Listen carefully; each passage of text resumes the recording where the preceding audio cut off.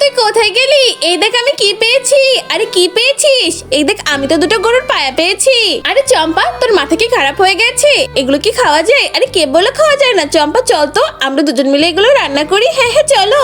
যাই, প্রথমে এই পায়াগুলো সুন্দর করে পানি দিয়ে ধুয়ে নি। এবার তো এগুলোকে সুন্দর করে কেটে নিতে হবে। এর খুরগুলোকে তো ফেলে দিতে হবে। এই তো, এগুলো তো কাটা হয়ে গেছে। বন্ধুরা, তোমরা যদি আপেল খেয়ে থাকো তাহলে ভিডিওটাকে লাইক করে দাও, আর যদি চকলেট খেয়ে থাকো তাহলে চ্যানেলটাকে সাবস্ক্রাইব করে দাও, আর তুমি কোন ক্লাসে পড়ো তা কমেন্ট করে জানাও। যাই, এবারে পায়াগুলোকে সুন্দর করে সেদ্ধ করতে দিই। এগুলো সেদ্ধ হতে থাকুক। এই তো, এগুলো সেদ্ধ হয়ে গেছে। এবার এগুলোকে তুলে ফেলি, তারপর এগুলোকে ঠান্ডা পানিতে ধুয়ে নি। এবারে পেঁয়াজগুলোকে কুচি কুচি করে কেটে নিই, রসুনটাকেও থেতলে নি। এবার একটা কড়াইতে কিছুটা চিনি দিয়ে সেরা তৈরি করে নি, এর মধ্যে কিছুটা পানি দিয়ে দিই। এবার এগুলোর মধ্যে শুকনো মরিচ, আদা, জিরা, রসুন সবকিছু দিয়ে দিই এবং শেষ মুহূর্তে এই গরুর পায়াগুলো দিয়ে দিই, একটু ভিনেগারও দিয়ে দিই। এবার এটা রান্না হতে থাকুক। এইদিকে আমি কিছুটা মরিচ আর রসুন কেটে নিই। আরে এই তো হয়ে গেছে। এবার এগুলোর মধ্যে গরম পানি আর একটু সস দিয়ে নিই। এটা তো রেডি। এই তো, এটা তো রান্না করা হয়ে গেছে। এটা তো এবার খাওয়ার পালা, যে এটা খাওয়া শুরু করি।